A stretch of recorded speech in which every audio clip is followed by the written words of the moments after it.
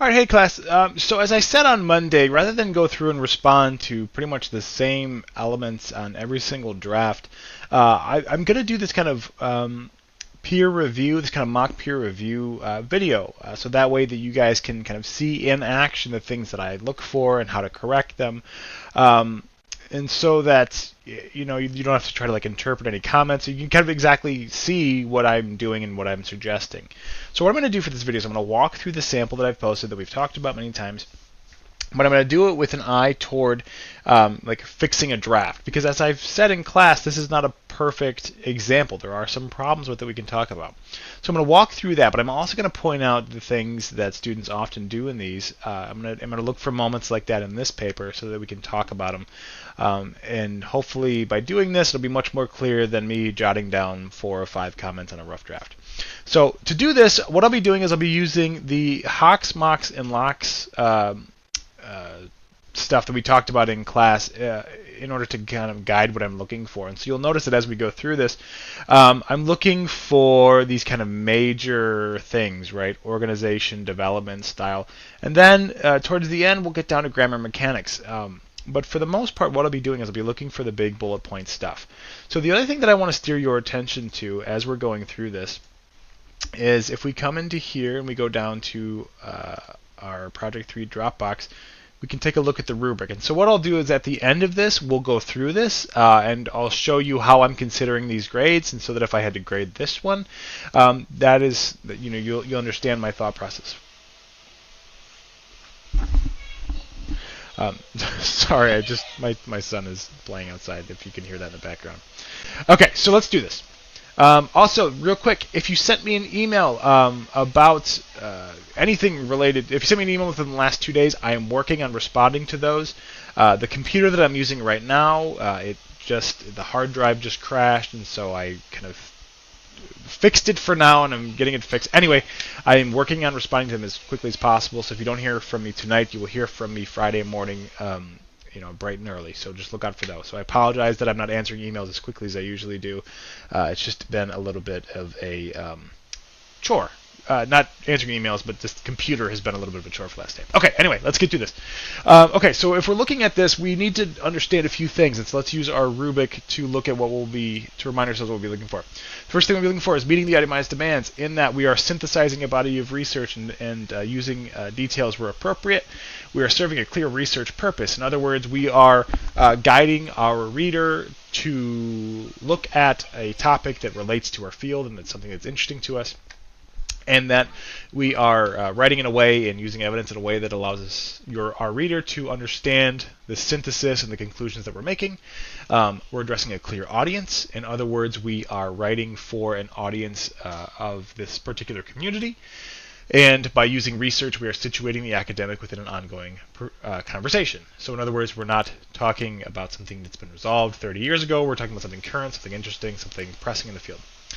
Organization. So this is important stuff. The essay establishes clear relationships between the various sources and the structural parts of the essay. So this is where that kind of breaking down your sources into different sections comes in.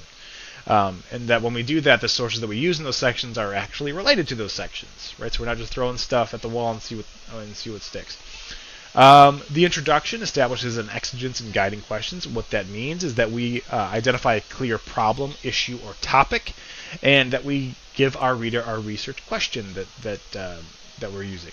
Transitions between paragraphs and sections guide readers. So in other words, we're using those transition words, those active words, to move from one to the other. We're not using firstly, secondly, thirdly, lastly, stuff like that. Clarity is pretty clear. And then presentation professionalism. You are using correct, grammar, and you're using a professional tone, and et cetera, et cetera. Okay, so that's our refresher. That's what we're looking for. So now let's take this and let's go into the essay and see what we see.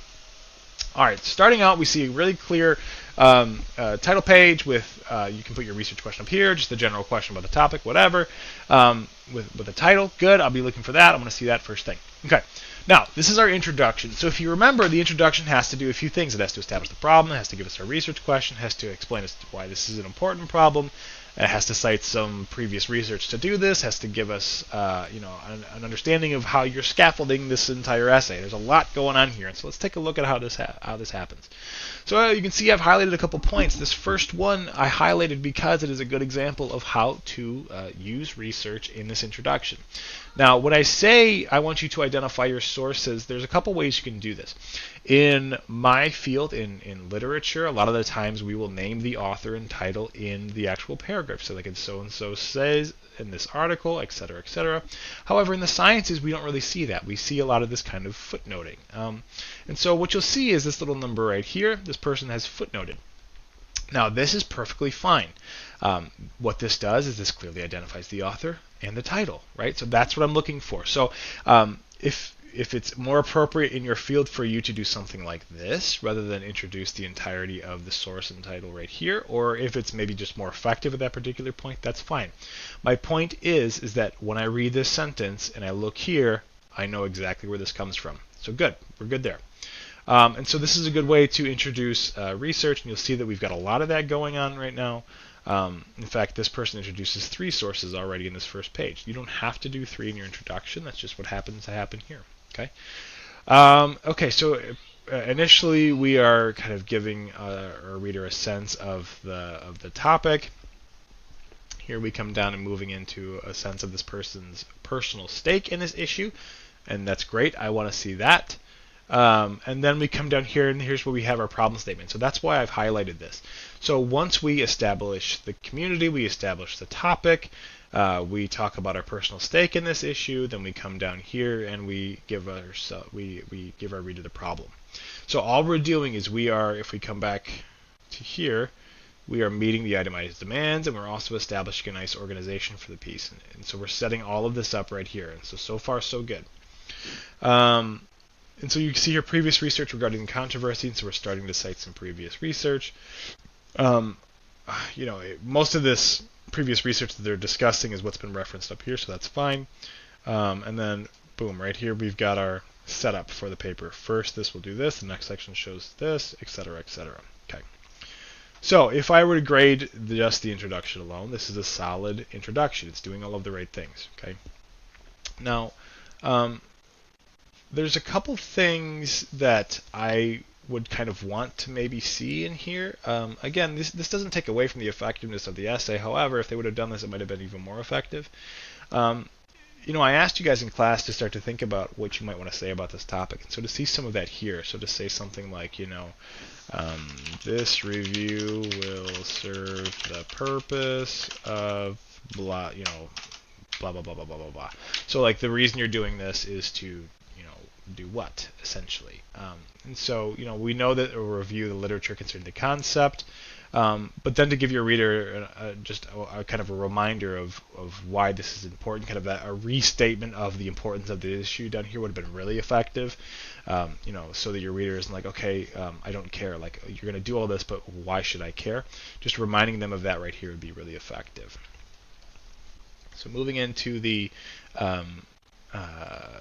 first section, we have this jazz history, and so if you look through this, we've got a really nice, introduction of this source. So even though they've already referenced Linda Dahl up here in the introduction, and they want to bring in and talk about Linda Dahl specifically, this is where we see that kind of in-text introduction of a source, which is really good.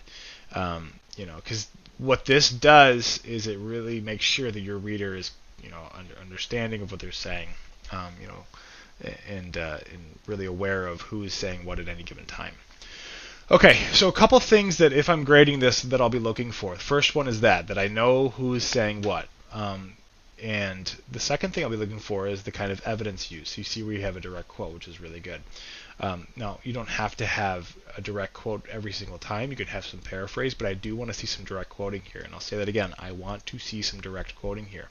I've seen a lot of lit reviews that paraphrase a lot, and they're good. They're good lit reviews. However, they're not as effective as they could be. They're not A-paper lit reviews.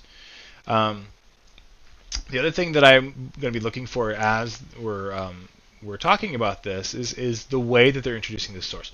So Linda Dahl states, Dahl observes, Ingrid Monson describes. These really active words that we're using to initiate the conversation.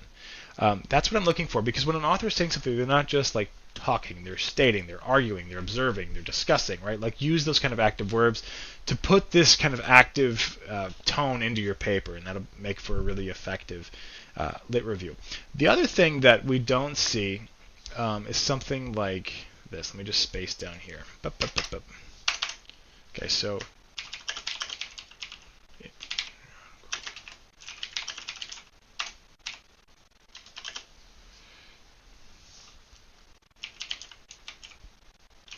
okay, so this is what I see, because a lot of times when students try to introduce something like a quote, their language gets a little confused. So in the article, et cetera, et cetera, et cetera, states. Well, okay, first of all, who states? So in the article, you need to make sure that you're including the author. The author states. In the article, blah, blah, blah, blah, blah. The author states, et cetera, et cetera.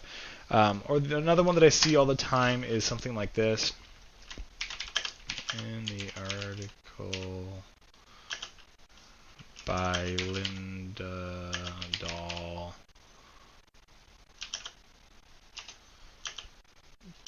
blah, blah. Something like this. So in the article by Linda Dahl, blah, blah, blah, blah, blah, states, again, this states, this verb has to be attached to some sort of noun. And so right now it's not attached to it. So in the article by Linda Dahl, blah, blah, blah, blah, blah, states. So if you were to eliminate the in, the article by Linda Dahl, titled blah, blah, blah, states, that's fine. With this in, the verb needs to be attached to this, and right now it's not. So you need to just move that over there. So again, minor stuff, but stuff that I'll be looking for. Just to make sure that when you're talking about your sources and you're saying so-and-so states, make sure it's clear who's stating what. Okay, so moving through this, that's stuff I'll be looking for. You can see that we've got these really good moments where we're moving from one source to the other. Dahl also observes. Ingrid and Munson describes. So immediately throwing another source into this. The jazz community is fraternity, and so we can kind of see how these are starting to relate. And then we're coming down here. We introduce another source. Again, this is all stuff that I've gone over in the walkthrough under week 8. So take a look at that if you have still more questions. The other thing that I wanted to talk about in terms of what I'll be looking for, or what we can look for in terms of organization and our walkthrough. So far, we see really clear organization, a clearly stated purpose, effective transitions. It's really easy to follow through the ideas, as each paragraph focuses on a single idea. Yes. At any point in the essay, do you feel lost or confused? No. Do any of them seem out of order? No. I mean, it's a nice evolution from one topic to another, from one source to another, and you can see that when they come back in, when they are, where'd that section header go? There it is. You can see that when they come back in, we have a restatement of the. Oh, are we in the right place? Yeah, here we go. But bear with me. You can see that when we come back in, so we've just introduced a whole bunch of sources down here for this history section. There's this nice capstone kind of reiteration of everything that was just talked about. Female jazz musicians. We're throwing some more sources in here. In conclusion, all authors agreed to a level. Again, so there's this really nice restatement of how these sources relate.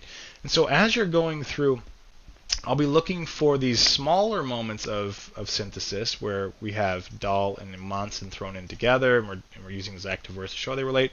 But then I also want to see this kind of final, right before the section ends, capstone. So I'll be looking for those because that's where the really good stuff happens. Okay. And so if we go back to our worksheet, yes, everything looks good. Development, each point is supported with at least one piece of evidence. It's clear who's speaking at any given time. The word choices and sentences are varied. Okay. And so that's what we're looking for. That's what I'm going to be kind of going through. And so if we go through the rest of the essay as I do in the walkthrough video under week 8, you'll see that the author does this consistently. And then the conclusion just reminds us of the goal. Then it gives us a kind of restatement of the research. And then here's where I would want you to come in and say, based on this, I argue, blah, blah, and just try to come up with some argument off the top of your head. So going through this then, yes, we're getting an A there. We're getting an A on the purpose. We're getting an A on the audience because we're using that kind of language. The organization is really clear. And so everything looks really good. So this is an A paper, right? Because it's doing all of the things that are listed on the assignment description. It's doing all the things that we've talked about. It's synthesizing the sources. And then once it's synthesized the sources, it comes back in with that really nice wrap-up paragraph to pull everything together. Okay. I hope this helped, guys. If you still have questions, obviously I'm willing to answer those at any given point. Like I said, I'll be returning all of your emails tomorrow morning once I get this computer situation solved. So until then, I will see you guys later, and I look forward to reading what you guys come up with. All right, bye.